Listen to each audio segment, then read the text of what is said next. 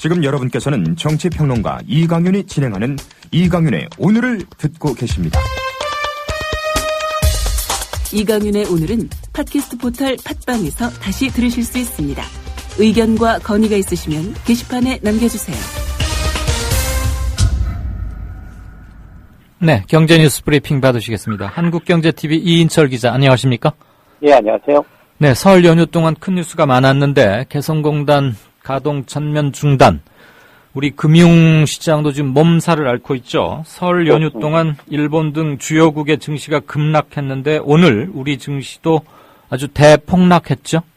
그렇습니다. 이제 이 국내 증시, 코스피는 1860선까지 밀렸고요. 네. 코스닥 지수는 5% 가까이 거의 폭락해서 연중 최저입니다. 환율은 다시 달러당 1200원대로 올라섰는데, 네. 주식시장 이 설 연휴 기간에 도대체 무슨 일이 있었느냐. 이 트리플 악재, 다중 악재입니다. 국제유가 다시 떨어졌고요. 미국, 유럽, 선진국 증시가 흔들렸습니다. 여기다 일본 증시는 거의 폭락세입니다. 네. 지난 이틀 동안, 오늘은 휴장했는데, 지난 이틀 동안 일본 증시는 1300포인트가 빠졌습니다. 와. 니케이 지수가 이제 1600엔 선, 16,000엔 선이 이제 무너지니까, 네. 사실 이게 이 고점 대비 20% 이상 떨어져서 본격적인 침체 국면에 진입한 게 아니냐. 일본은 사실 이 마이너스 금리까지 도입을 했지 않습니까? 네. 그러면 사실 통상 일본이 돈을 더 풀면 엔화 가치는 떨어져야 맞지만, 그렇죠. 지금 글로벌 금융시장이 불안하니까 일본 엔화가 안전자산으로 각광을 받고 있는 겁니다. 그러니까 이제 엔화가 강세로 돌아서니까 그동안 이제 엔화 약세로 승승장구하던 이 아베노믹스, 이 기업들, 등에 업었던 기업들의 실적에 대한 우려가 커지고 있습니다. 네. 유럽도 불안하긴 마찬가지입니다. 유럽도 이제 독일 최대 은행인 도이치뱅크, 원유 정제업체들한테 물린 여신이 워낙 많습니다. 이러다 보니까 자사가 발행한 채권 이자 지급 어려워질 수 있다라는 소식에 유럽 은행주들 뿐만 아니라 글로벌 은행주들이 된소리를 맡고 있습니다. 지금 일본, 유럽, 국제유가, 여기다 이제 잠자는 시한폭탄이라고 여겨지고 있는 중국 경기 다 불안합니다. 다만 이제 미국의 옐런 총재가 이런 글로벌 금융시장의 분위기를 반영해서 이제 기준금리 인상 시점 점점 지연될 수 있다라고 시사를 했습니다. 그럼에도 불구하고 전문가들은 단기적으로 추가로 더 떨어지지 않겠느냐. 상승 동력이 워낙에 부족하다. 약재가 산재해 있기 때문에 당분간은 좀 보수적으로 대응하는 게 좋겠다라고 조언을 하고 있습니다. 네. 하루에 5%까지 이렇게 떨어질 수도 있군요.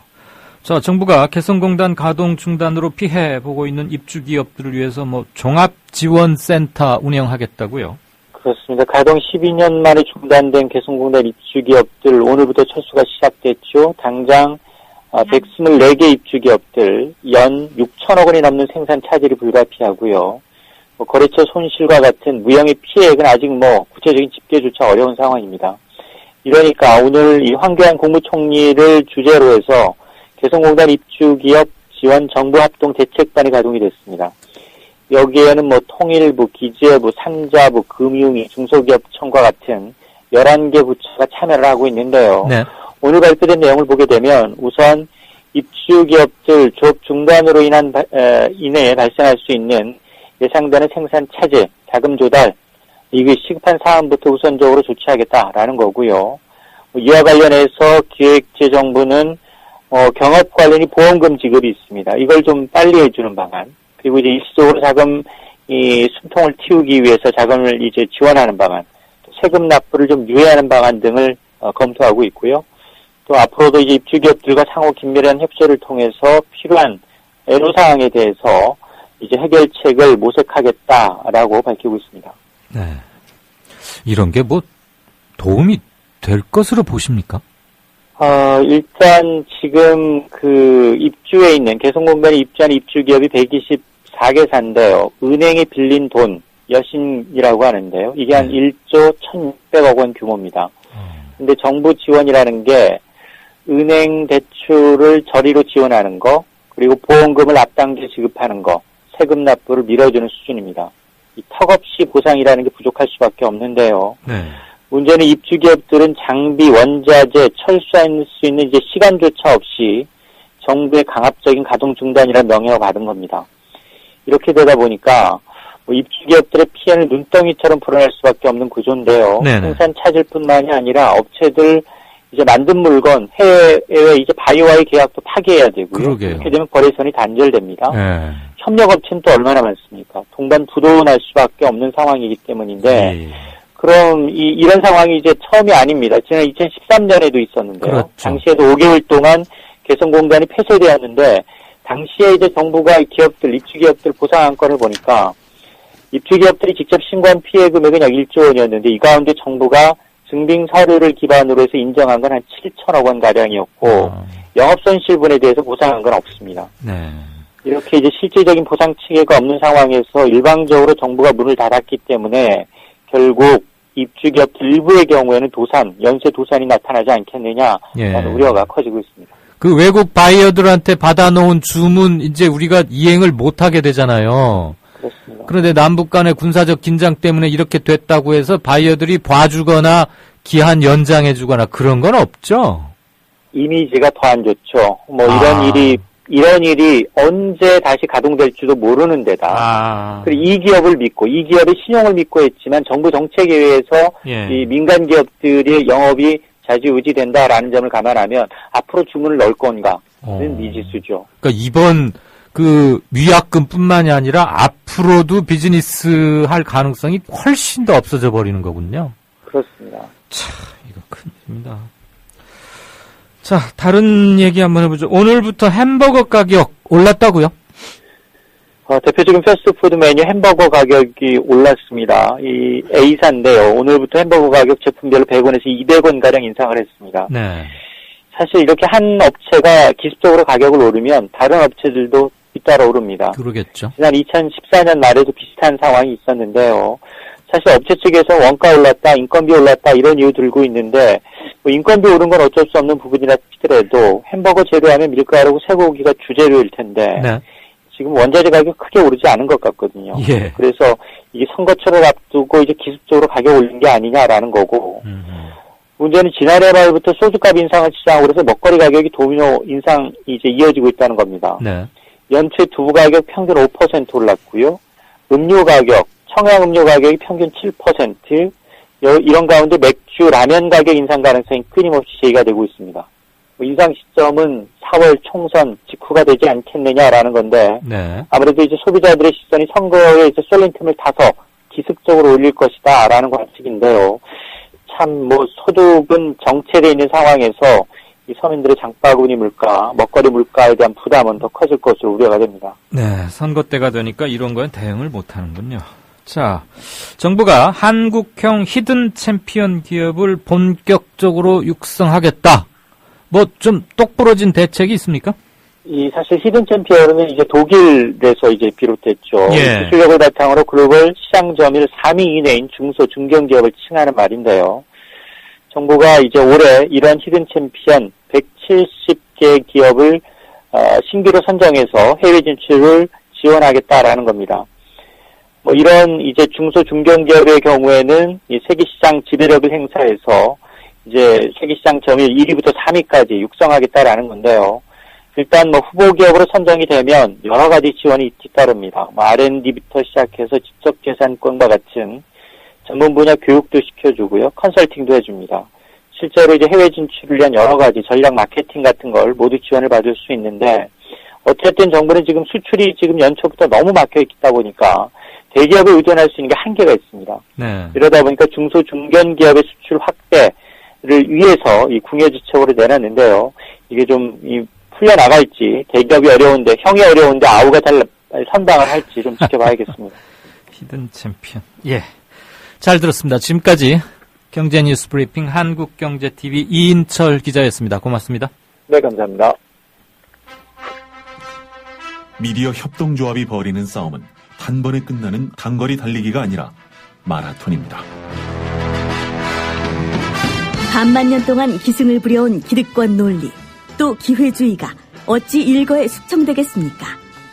인내심과 지구력을 갖고 천천히 또박또박 그리고 신랄하게 헤쳐나가야 합니다. 국민TV의 조합원이 되어주십시오. 이 사술과 기만의 시대 언제까지 방치하겠습니까?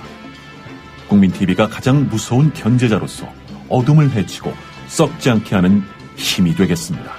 이제 가입하실 때가 됐습니다. 미디어 협동조합 홈페이지 국민.tv 또는 mediacoup12@gmail.com의 문호는 24시간 열려 있습니다. 다 함께 자부심으로 물려줄 세상을 만듭시다. 누가 아는 바로 당신이 할 일입니다.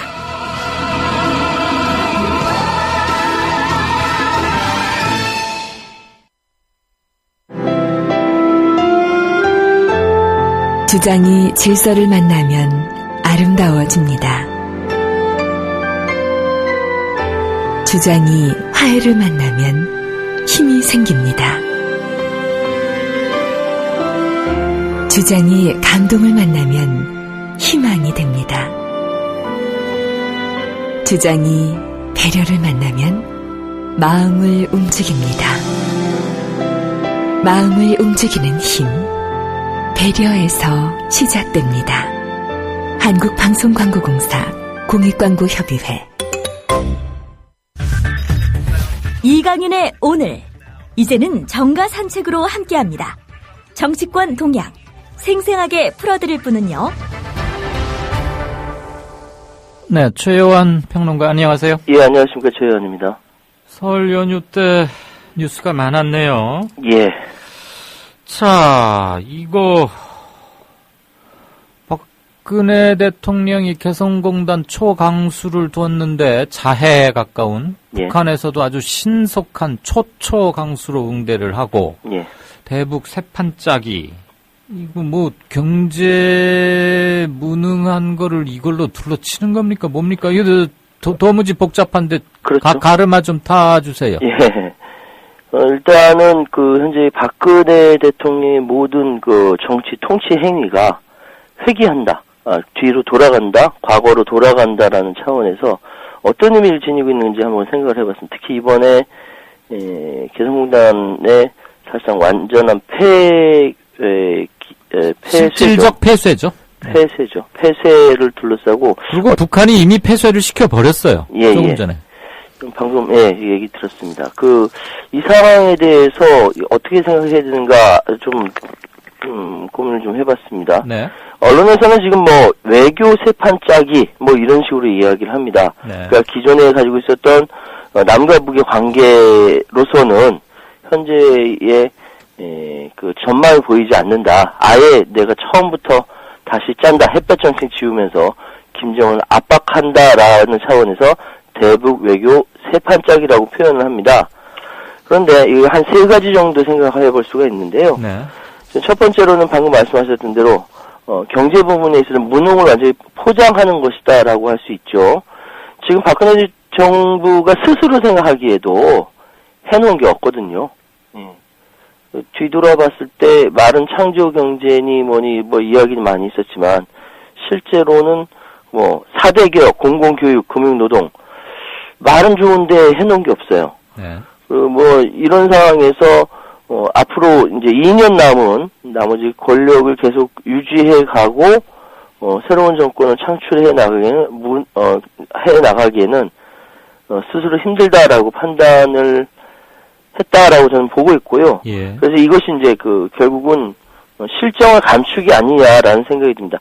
지금 언론에서 계속적으로 허위 사실을 유포하고 있거든요.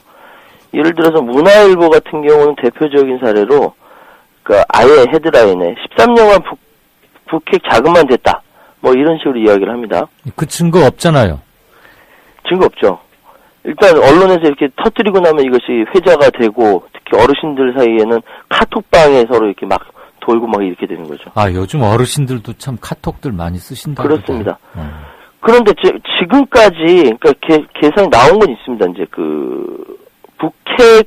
북한의 핵과 미사일에 관련 개발하는데 들어간 총 비용이 한 35억 달러 정도 들었다라고 이야기를 합니다. 32억 달러 계산하니까 4조 2천억 원 정도 되는데요. 그동안 우리 정부 그리고 우리 나라가 지금 개성공단에 인프라를 깔고 월급을 주고 이런 전반적인 여기에 들어간 비용. 이건 1억 190억 원이라고 나와 있습니다. 그러면 1억 190억 원이, 1조 190억 원이요. 1조 190억 원인데, 1조 190억 원이 아니라 11조 190억 원이든, 110조 190억 원이든, 하여튼, 북의 핵과 미사일을 만드는 데 있어서, 이렇게, 훨씬 더 많은 금액이 들어갔어야, 이게 말이 되는 건데, 겨우 1조 190억 원 썼는데, 저쪽은 이미 훨씬 더 많은 비용이 들어갔다는, 이게 아예 처음부터 말이 안 되는 거죠, 이게. 네. 또 한 가지 더 상징적인 사건은, 북한의 노동자들에 대한 임금이 원래 맨 처음 책정할 때 $200였거든요. 예. 김정일 50달러로 확 대폭. 예. 낮추신. 김정일 국방위원장, 당시 생존해 있었던 김정일 국방위원장이 4분의 1을 50달러로 줄였는데, 네. 그 이유는, 이 개성공단이 안착화되고, 제2, 제3, 제4의 개성공단이 만들어져야 경제공동체로서 활성화가 된다. 이래야 통일이 된다라는 그런 의미가 있었습니다. 만약에 개성공단이니 뭐니 이런 데에서 돈을 이렇게 끌어가지고 해구를 갈 생각이면은 이런 조치 취하지 않았겠죠. 네. 첫 번째는 경제적인 부분에 있어서 무능을 철저히 포장하려고 한다라는 이야기를 할 수 있고요. 두 번째로는 개성공단 그 자체를 지우려고 한다. 네. 조지 레이코프의 프랩 이론에 따르면 이제 코끼리는 생각하지 마라는 이야기 있지 않습니까? 예. 공화당 상징은 코끼리고 이쪽 민주당의 상징은 당나귀인데, 당나귀가 코끼리를 이기려면 아예 코끼리를 생각하지 마! 라는 이야기죠. 그러니까 코끼리 생각하지 말자 하다가 코끼리 생각나는 거죠. 그렇죠. 예. 개성공단이라는 것은 누가 뭐래도 김대중 대통령과 노무현 전 대통령을 통해서 남과 북의 평화적인 통일을 기약할 수 있는 상징물이자 누구도 범접할 수 없는 그 두 분의 핵심 업적이죠. 근데 이게 떡하니 버티고 있을수록 이후에 있는 정권에게는 굉장히 부담이 되는 상징물이 되기 때문에 아예 없애는 것이 코끼리는 생각하지 마. 코끼리 이야기가 나오게 된 것이죠. 그래서 아예 개성공단을 폐쇄함으로써 이전 정권과의 업적에 대해서는 아예 언급조차 하지 못하도록 만드는 그런 효과가 있다. 이런 생각이 들고요. 그 뒷감당을 어떻게 하려고 그런답니까? 뒷감당 하겠습니까? 지금까지 MB가 뒷감당 한 거 있습니까? 그 전 정권이 뒷감당 한 거 있습니까? 그럼 망가지는 건 나라하고 국민들밖에 없잖아요. 그렇죠. 예. 특징이 그거죠. 4대강 사업하고 나서 누가 뒷감당 했습니까? 그런 거 없었죠. 알겠습니다. 먹튀라고 하죠. 자본, 먹튀 자본. 예, 예. 론스타? 예, 론스타. 론스타 정권이죠. 예, 이런 것들. 예. 갑자기 또 그걸 인용하시나? 세 번째로 생각한다면요. 론스타밖에 생각이 안 나서 말했는데. 예. 예. 론스타는 외국적이들이니까 먹튀라고나 하지. 이건 같은 민족끼리 이래서 우리 민족끼리 뭐겠어요, 이게? 사실 말도 안 되는 거죠. 이게 사실 말도 안 되고. 세 번째로는 보수 정권의 특별한 흔한 성격이 규정 짓는 거지만 외치를 내치로 이렇게 바꾸는 거죠. 그러니까 예. 선거 국면에 있어서 해결문을 주기 위해서 먼저 이슈를 던져야 되는 겁니다. 이게 선거가 북풍이다 뭐다 이 문제가 아니라 선거에서 이 선거 역시 박근혜 아니냐의 선거로 이게 이슈를 집어 던진 거죠. 왜 특히 한국 사람들은 북과의 문제에 있어서는 북측과의 문제에 있어서는 저쪽에서 미사일을 쏘든 뭔 액션만 취하면 사람들은 마음은 이미 저기 부산에 가 있지 않습니까? 피난민 정서. 예, 이런 거 있기 때문에 이런 걸 충분히 고려해서 선거 국민의 해결문을 주겠다라는 의도도 있을 것이다. 라고 해서 한 이 세 가지 정도의 박근혜의 통치 행위, 네. 예, 핵의 노림수다. 이렇게 말씀드릴 수 있겠습니다. 알겠습니다. 자, 다른 야권에 있어서의 중요 변수가 남아있다면 이 정도가 아닐까 싶은데, 정동영 전 통일부 장관, 예. 개성공단에 관해서는 또 아주 해박하고 산파 역할도 했던 사람입니다만, 예. 전라북도 정치권에서 지금 묘한 움직임이 감지되고 있다. 그렇습니다. 정동영 전 장관이 안철수 고리도 안 갈 것 같고, 예. 더민주 이리 복당도 안 할 것 같고, 무소속 연대 이런 말도 나오던데 어떻게 하느냐에 따라서 적어도 전라북도 한 10석 정도입니다만 거기에는 상당한 영향력을 미칠 것이다. 이런 얘기가 나오고 있다면서요? 그렇습니다. 지금 정동영 전 장관, 정동영 전 의원의 이 정치 행보는 이번 그 개성공단 폐쇄를 기점으로 시작되니까 참 아이러니컬하죠. 네. 그러니까 아무것도 건드리지 마라, 더 이상 건드리지 마라라는 이제 사진을 페이스북에다가 내걸었다라고 하는데요. 네. 정동영 사실은 지금 정동영 전 장관에 대해서는 더민주당 전부 도당도 그렇고 네. 국민의당도 그렇고 양쪽에서 우리 쪽으로 와야 된다라고 구애를 하고 있는 상황이죠. 김종인 더불어민주당 선대위원장은 직접 전화해서 만나자라고까지 했고요. 예. 이쪽 국민의당의 안철수 공동대표 측에서도 만납시다라고 연락이 가고 그랬다고 합니다. 그러니까 겉으로 보기에는 몸값이 뛰는 거죠. 그런데 사실 정동영 전 장관 입장에서는 예전부터 계속 그 양쪽으로부터 이제 거리를 두는 행보를 해왔고, 네. 지금 말로는 계속 이제 무소속 연대로 해서 선거를 치르겠다라고 이야기를 하고 있고요. 그 측근들 역시 무소속 연대로 간다면은, 전 장관이 무소속 연대에 깃발 뜨면 나도 거기 같이 합세하겠다라는 측근들이 꽤 있습니다. 예. 예. 이런 상황에서 과연 양쪽으로 가겠는데. 근데 이제 사실 선거를 치러보신 분들은 알겠지만은, 무소속으로 선거를 치르는 것과 아무리 연대를 한다고 하더라도 같이 그 당에 입당해서 치르는 거는 확실히 다르거든요. 선거 치르는 사람들 한 번쯤 치러보신 분 다 이해하실 텐데, 그럼에도 한 번쯤 불구하고 안 치러본 사람이 더 많아요. 그러니까 소상히 알려주세요. 그러니까 일단은 정당 소속이면은 보조금 먹고 들어가는 이런 게 있는데, 보조금을 비롯해서 이렇게 후보자에게 주는 선거 번호라든지 이 메리트가 굉장히 많습니다. 그런데 무소속일 경우에는 그야말로 허허벌판에 혼자 창 들고 달려나가는 것밖에 없어요. 진짜 힘들거든요. 근데 그나마 정동영 전 장관 같은 경우는 인지도나 있고 하니까 사람들이 좀 따르는데, 그렇지 않은 다른 옆에 같이 가는 이제 무소속 후보자들은 아마 4.13 이후에 대략 어디가 어떻게 참패하고 이러면서 재편될 것을 염두에 두고 특정 정당에 몸을 실지 않고 무소속으로 남는다. 혹시 이런 거 아닐까요? 그런 것이 굉장히 크다는 생각이 드는데요.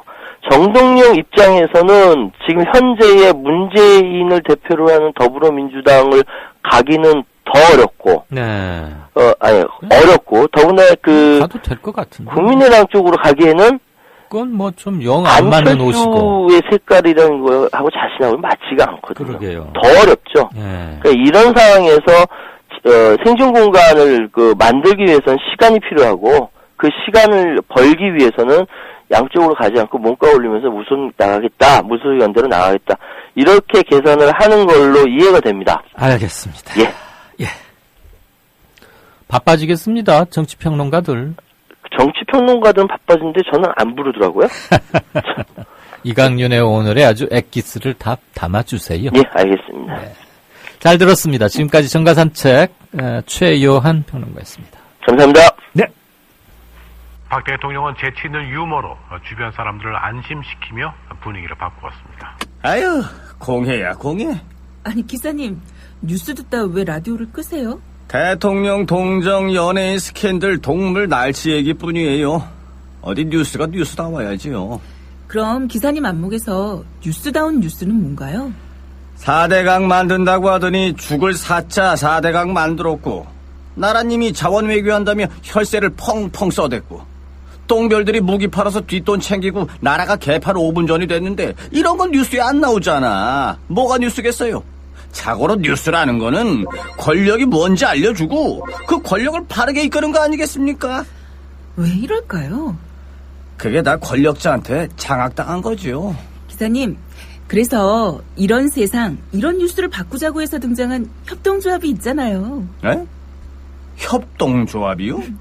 조합원이 사주라서 조합원 뜻에 어긋나는 뉴스를 만들 수 없는 그런 방송이에요. 오! 아이, 거기가. 바로 미디어 협동조합입니다. 욕하고 한숨 쉬는 것으로 그치지 말고 함께 희망을 만들어요. 미디어 협동조합 홈페이지 국민.tv 또는 서울전화 3144-0933으로 문의하세요. 네, 5시 48분 됐습니다. 오늘 진짜 인터뷰는 참여정부 시절에 청와대에서 대북 안보 통일 관련 행정관으로 일했고 그 뒤로 개성공단에 4년이나 머무르면서 아주 개성공단에 관해서는 박사입니다. 카이스트 미래전략대학원의 김진향 교수, 그제 저녁부터 오늘까지 온갖 언론에 신문 방송할 것 없이 아주 너무 분주하던데 인터뷰를 하겠습니다. 6시 10분부터 시작합니다. 그러니까 약 얘기할 수 있는 게 한 15분 정도밖에 안 되니까 좀 압축적으로 하겠습니다. 인터뷰의 일정상 6시 10분부터입니다. 김 교수께 묻고 싶거나 하실 말씀 있으면 샵 인터뷰라고 해서 올려주시고요. 최대한 반영합니다. 우선 게시판 조금 볼까요? 다름과 닮음님, 간만 보다가 냄비 태우면 더 이상 간 볼 기회도 없다. 간 보기 정치 지긋지긋하다. 선견님, 인사부터 이강윤 앵커 새해도 건강하시길. 아이고, 감사합니다. 우리 선계 선생님도 건강, 건필, 그리고 아주 촌철살인으로 유명하시던데 많이 좀 들려주시죠. 사드 배치와 개성공단 폐쇄는 박근혜 정부 최악의 정책 실수다. 중국, 러시아, 북한이랑 냉전 시대로 회귀했다. 대한민국이 생존할 수 있다고 생각하는지 참으로 안타깝다. 그렇죠. 신냉전으로 한 30년 거슬러서 우리가 그냥 냉전을 우리 손으로 만들어버린 거예요. 대탕트를 만들기 위해서 그렇게 힘들고 평화체제 구축, 햇볕 정책 이런 것들 일거에 무의로 돌리고 말이죠. 계속해서 선계님 말씀 듣죠. 미국은 국방의 개념이 경제의 하위 개념으로 간주하는데 세계 모든 지역에서 미국 군사 전략은 미국 경제를 위해서 세워지는 건데 우리는 지금 그 거꾸로죠.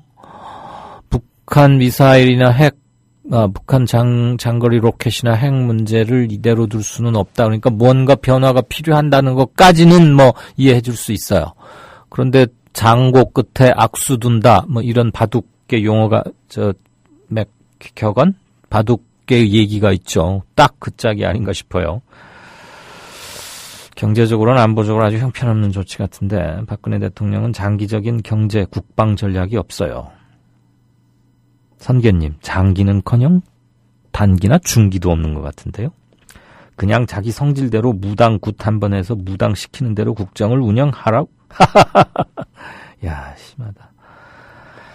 예, 아무튼 말씀 잘 들었습니다. 오케이 마리님, 입주업체들 개성 얘기죠. 재고 상품 그리고 부품들 납품업체로부터 받는 클레임건 같은 것은 있을 텐데 금액으로 따지면 어마어마할 거다. 아마 망하는 업체도 많이 나올 것. 예, 그럴 겁니다. 김진영 교수한테 이따 자세히 얘기 듣죠. 아참, 오케이 마리님, 제가 지난 설 연휴 때 광화문 이순신 장군 동상 앞에를 나가봤는데 갔더니 이렇게 시민들이 노란색 팻말 붙여놓은 거 있잖아요. 거기에서 영어로 오케이 마린, 동일인이시죠? 이렇게 쓰여 있대요. 온전하게 세월호를 인양하여 진실을 꼭 밝혀주세요. 오케이 마린, 이렇게 영문으로 쓰여 있는 걸 보고 제가 사진 찍어왔습니다. 한 글자도 안 틀리게 읽으려고 사진을 찍었어요. 그 오케이 마린이 맞으실 것 같아요. 예, 거기 이렇게 있더군요. 많은 시민들이 이렇게 붙여놓은 기원문인데 아는 이름이 있어서 닉네임이지만 반가웠습니다. 아하님, 자, 이게 잔뜩 통계를 조사해 오셨는데 볼까요? 축산물 가격이 올라서 갈비탕 4%, 식당에 삼겹살 3%, 설렁탕도 마찬가지. 이런 것들 3% 이상의 상승률을 보였다. 떡볶이는 4%, 식당의 라면도 한 3.5% 올랐다. 식당의 소주 한 병 가격도 약 4% 인상됐다. 자장면 2.8%. 이거 짜장면으로 읽어도 맞는다면서요. 아무튼 자장면 한 3%, 돼지갈비 2.6%, 김밥 마찬가지고 볶음밥, 삼계탕, 불고기 이것은 2%가량 올랐다.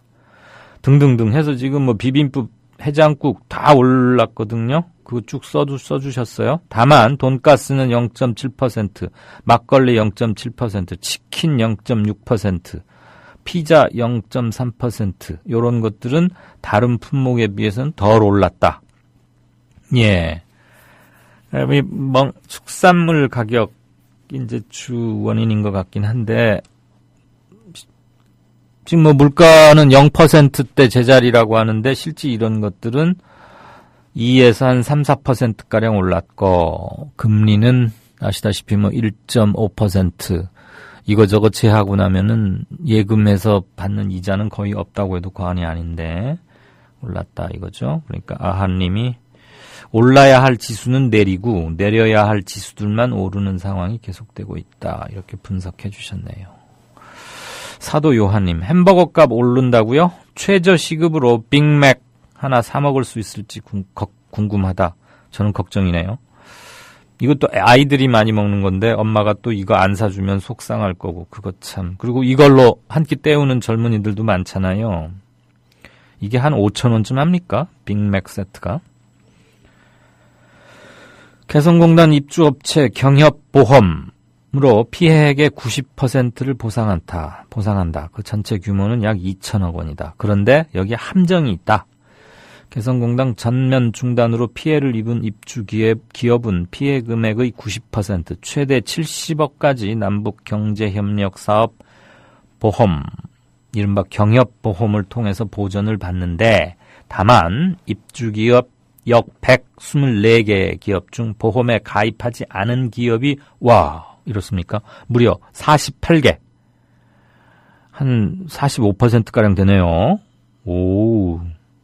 보험에 안 든 기업이 48개나 돼서 이 사람들은 피해가 당연히 크겠죠. 아마 보험 가입할 여력이 안 됐었을까요?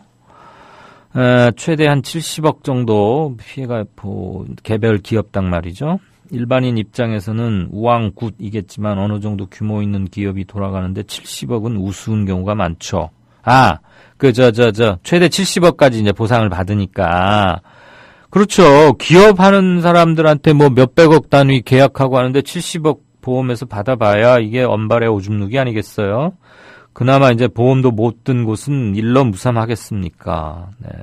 사형 선고를 내린 꼴이다. 오케이 마리님, 팩트 감사합니다. 진박, 천박, 흥부와 놀부, 흥부의 박은 진박, 놀부의 박은 천박 이렇게 됩니까? 누가 진박, 천박, 소박 이런 말 누가 만들어내는지 하하하 저도 정말 궁금합니다. 뭐 쫄박, 원박, 멀박 뭐 등등등 한 10몇 가지 되던데요. YBNG79님 언제나 잘 듣고 있다. 전라도 정읍당에 내렸던 엄청난 눈이 다 녹기도 전에 날이 따뜻해져서 봄이 온 듯하다. 우리 사는 날에도 얼른 봄이 오기를. 예, 그래야죠. 그런데 정반대인 것 같네요. 워렌 버핏 67조님 총선용 북풍 도발한 거 아니냐. 공단 중단은 이거 경제적 자살행위다. 북한은 한 1억 불쯤 손해보겠지만 남한은 최소 20억 불 손해가 불가피하다. 경제 전문가시죠? 네. 개성공단 폐쇄 이거 일본 좋은 일만 시키는 거 아닙니까? 라는 게 대단군님의 견해입니다. 20조 가까운 손실을 보면서까지 사드의 개성공단 폐쇄라. 우리 군은 북한 발사체 쓰레기나 주워오고. 참, 그러게 말입니다. 네, 관조님, 콩점, 목포 떡이맘 감사하고요. 여러분들 설 잘 쇠셨는지 이런 말 인사하는 게 너무 한가하게 들리는 겁니다. 예, 게시판은 지금 보겠고 미니 행간으로 들어가겠습니다. 정치평론가 이강윤이 함께하는 국민라디오 이강윤의 오늘.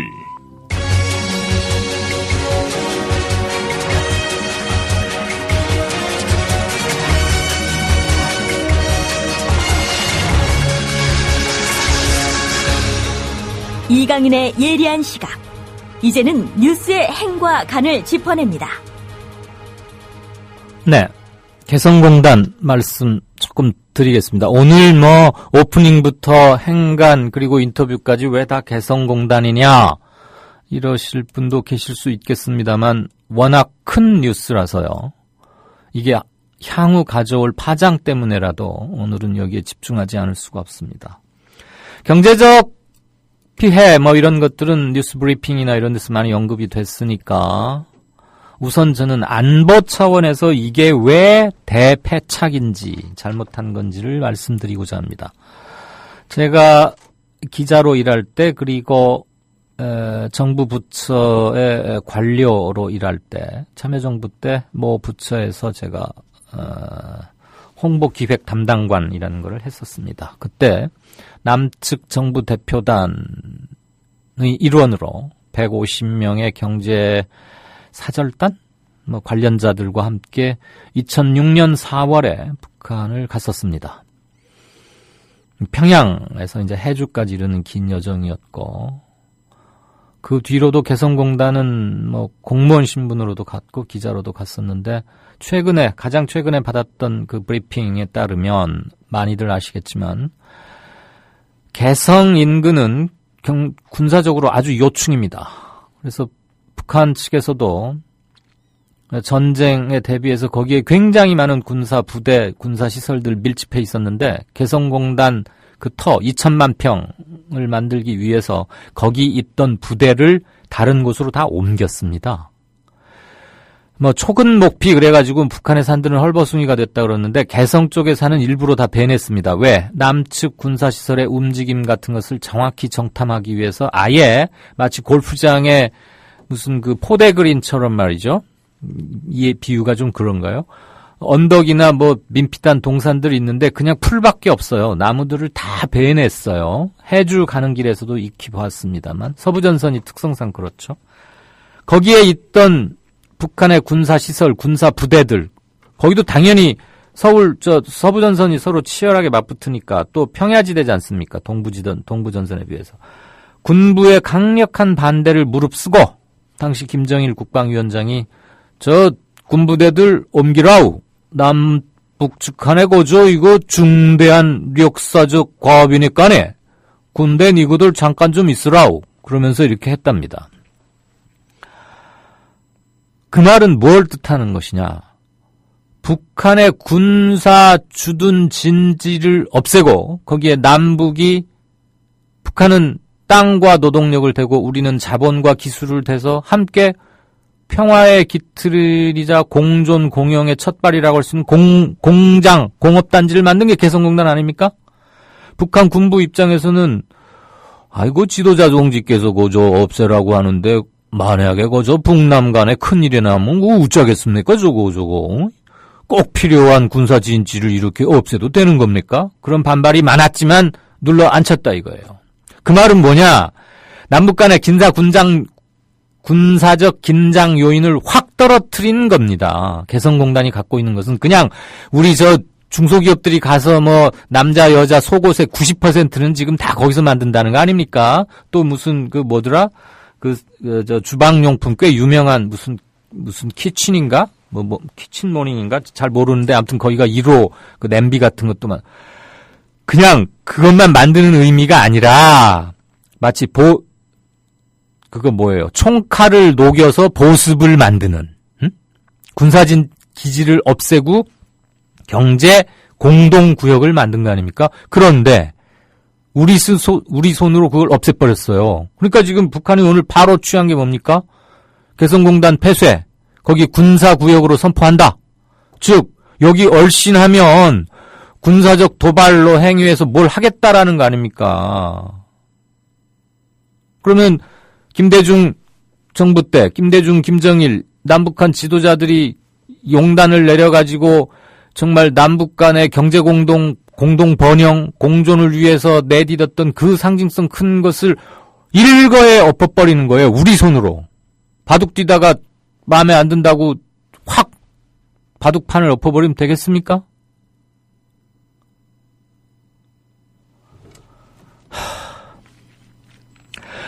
우리도 말이에요. 뭐 하자 그럴 때 휴전선 어디에다가 뭐 만들자 남북이. 근데 우리 군사 뭐 몇 사단을 없애야 된다. 그러면 우리 군부들도 가만 안 있을 겁니다. 막 뭐 요충지다 해가면서 막 여러 가지 이유 들어서 했을 거예요. 어쨌거나 그 과정을 거쳐서 만든 공단 2천만 평을 이제 다시 군사적 최고의 긴장지역으로 만들어버린 겁니다. 어제 우리 NSC 회의가. 저는 그 점에 격분하고 통탄하는 바입니다. 다음 경제적인 측면에서 아까 이제 언급되지 않은 거 한 가지 말씀드릴게요. 오늘 뭐 중앙일보의 김영희 대기자가 평화체제 구축만이 정답이다 이런 시의적절한 칼럼을 쓰셨던데 70개의 대기자, 노기자 그리고 균형 있게 국제감각을 바라보는 소속사를 떠나서 말이죠. 대단한 전문적 기자인 거 확실하니까 그분의 견해에 전적으로 동의하고 현 상태에서 최선의 방책이라는 전제하에 몇 가지만 좀 추가드리고자 합니다. 우선 못 보신 분을 위해서 김영희 대기자의 칼럼의 그것은 이겁니다. 미국과 한국은 한미 군사 훈련을 중단한다. 그리고 북한과 미국 사이에 평화 협정을 맺는데 동북아 관련 6개국들이 최선을 다한다. 그리고 북한을 실질적 핵 무장 국가로 인정하자는 겁니다. 미국은 핵 보유국의 지위를 부여하지 않고 있죠. 그렇게 되면은 국제사회에서 북한을 대해야 되는 게 달라지니까. 그래서 생각하는 게 실질적 핵 무장 국가로 인정하자는 겁니다. 참고로 파키스탄 같은 데를 미국은 핵 보유국으로 정식 인정은 안 하지만 실질적 핵 무장 국가로 인정하고는 있습니다. 이게 지금 김영희 대기자의 제안이고요. 많은 사람들이 동의할 겁니다. 자, 개성공단 이제 우리는 전면 중단인데 저쪽에서 바로 폐쇄로 응수해버렸으니까 실질적 폐쇄에 들어갔는데 북한에 주는 경제적 혜택보다 남한이 얻는 안보적 이익이 훨씬 큽니다. 아까 말했던 북한의 군부대들이 일단 없어졌고요. 거기 있던 것들이 다른 후진이나 옆으로 이동 배치했지만 적어도 그만큼의 개활지, 평화 지역은 확보된 거 아닙니까? 확보됐었죠. 그건 안보적 이익이죠. 우리에게. 그리고 한반도 전체를 봐서도. 휴전선에서 서울 60km고 평양은 120km입니다. 무려 2배가 넘습니다. 북한의 장사포 쏘면은 서울 앞에까지 떨어집니다. 계룡대로 3군 사령관 이사간 이유가 뭐겠습니까? 장사포입니다. 여러 말 할 필요 없이. 북한 군부 강경파들에게는 우리가 개성공단 없애자고 하는 거 속으로 쾌재를 부르짖습니다. 이제 잘 됐다 이거지. 그거 보시라요, 그죠? 이렇게 됐어야 하는 게야. 속으로는 그러고 있을 거예요. 북한의 매파들을 우리가 자극할 이유가 뭐가 있습니까? 자, 그 북한 경제 규모를 자본주의 잣대로 되는 것은 좀 부족한 점이 많습니다. 그러니까 이건 좀 거친 러프한 추정인데요. 북한 경제 규모를 그저 억지로 우리식 자본주의 잣대로 추정을 하자면 한국 대기업 집단의 한 7위 정도라고들 합니다. 북한이라는 국가가 한 해 동안 뭐 세입 세출 짜고 쓰는 돈, 북한 경제의 총 규모 이런 건 말이죠. 그럼 7위 정도면 우리나라 GS그룹에 해당한다 그러네요. 그럼 GS그룹 매출이 몇 조입니까? 수십 조 아닙니까? 그래서 GS그룹한테 1년에 1억 달러쯤 손해보는 거. 지금 공단 폐쇄하면 우리가 북한 노동자들에게 주는 임금이 올해부터 1억 달러잖아요. 총액. 1년 내 5만 명 일하고서 1억 달러. 1200억 주는데 1200억 안 주는 거 아닙니까? GS그룹에 1억 달러. 1200 어디서 들어올 돈이 안 들어온다고 GS그룹이 휘청거립니까? 택도 없는 소리죠. GS칼텍스 하나만 해도 얼만데요. GS건설 자인가? 그 아파트 몇 개 단지 몇 천 가구만 지어도 그게 얼만데요. 그러니까 경제적으로 북한의 입을 타격은 굉장히 적습니다. 어떤 사람 이런 말 하대요. 우리가 이제까지 저 개성공단에서 12년간 6,600억 노임으로 임금으로 줬는데 북한 장거리 로켓 한 번 쏘는데 한 3천억 가량 든답니다. 지금까지 6번 쐈고요. 핵실험 돈 더 들어가는 핵실험도 4번이나 했습니다. 그리고 개성공단 북측 근로자들에게 준 임금이 그리 전용됐다는 증거는 없습니다. 그래서 통일부 공식 성명에도 보면 보인다라고 말하고 있습니다. 북한 핵 문제 그리고 위성 장거리 로켓 이런 것들에 대해서 확성기나 틀고 개성공단 폐쇄에 대응하는 것은 정말 단견입니다. 경제적으로 우리가 믿지는 장사라는 것은 굳이 말씀드릴 필요가 없고, 저는 북한의 군부 내의 매파들을 자극하거나 쾌재를 부르짖게 하는 부대를 없애가면서 만들었던 공단을 다시 군사구역으로 만든 너무나 통탄스럽고 한마디로 한심한 대한민국 한반도 한민족 공동 번영의 길을 우리 스스로 뭉개고 있는 게 아닌가. 안타깝다는 말도 사치스럽습니다. 이강윤의 뉴스 행간이었습니다. 월간 다운로드 수 1,000만, 팟캐스트계의 에이스, 국민 라디오가 광고주를 찾습니다. 직접 찾아서 선택해 듣는 방송, 청취 몰입도가 높은 방송, 지상파 케이블 광고와 차원이 다릅니다. 부담 없는 가격, 소비자의 열띤 반응, 전혀 다른 광고의 블루오션을 경험해 보십시오. 국민라디오 @gmail.com으로 문의해 주시면 상세히 안내해 드리겠습니다.